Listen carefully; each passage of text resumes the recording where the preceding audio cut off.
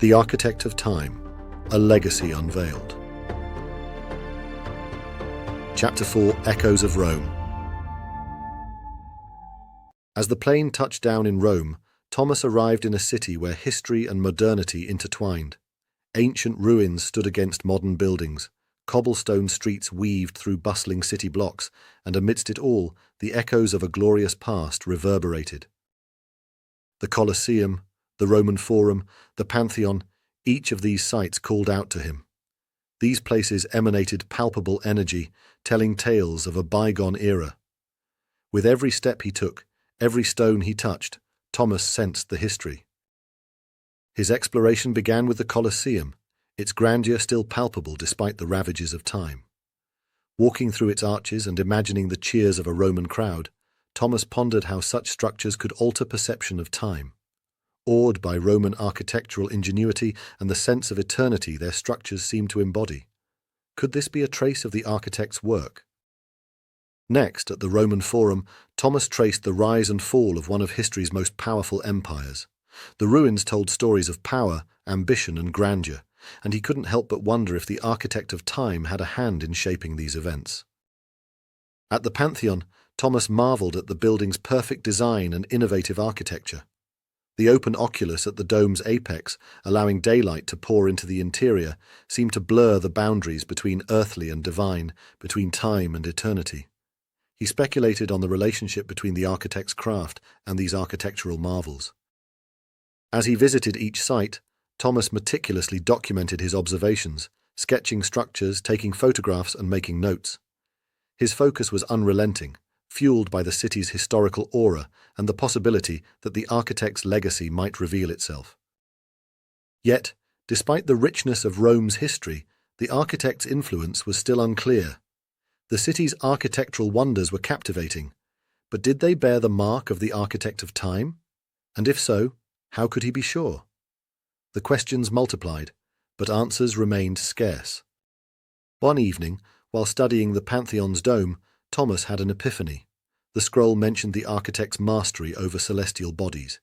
If these structures were the architect's work, they would surely reflect this celestial connection. With renewed vigor, Thomas dove into analyzing the structures from this new perspective. His mind raced with thoughts of sun paths, star alignments, and lunar cycles. Could the key to the architect's legacy lie not just in the structures themselves, but in their connection to the cosmos? Armed with this new line of thought, Thomas set out to test his theory. He researched ancient Roman astronomy and analyzed the orientation and positioning of the historical sites in relation to celestial bodies. His days were spent exploring historical sites, and his nights were consumed with calculations and theories. At the heart of his investigation was the Pantheon. Its oculus, the eye to the sky, intrigued him. His research led him to the fascinating discovery that the Pantheon's design allowed for sunlight to bathe the doorway only on the spring and autumn equinoxes. This was more than mere architectural brilliance. It was an understanding of celestial mechanics, a synchronization of human endeavor with the cosmic rhythm. The Pantheon's structure stood as a testament to time, hinting at the architect's influence. His exploration of the Colosseum and Roman Forum uncovered celestial alignments as well. Each discovery deepened the mystery. The placement of these structures appeared to align with specific solar and lunar events. These were not mere coincidences, but purposeful alignments, a nod to the celestial influences the scroll had alluded to. One afternoon, while meticulously analyzing the shadows cast by the sun on the Colosseum's aged stones, Thomas noticed something extraordinary. The shadows seemed to trace intricate patterns that corresponded with star maps from ancient Roman times. This revelation struck him as more than just a sophisticated understanding of architecture. It hinted at a profound knowledge of astronomy and an intentional design to capture the essence of time itself.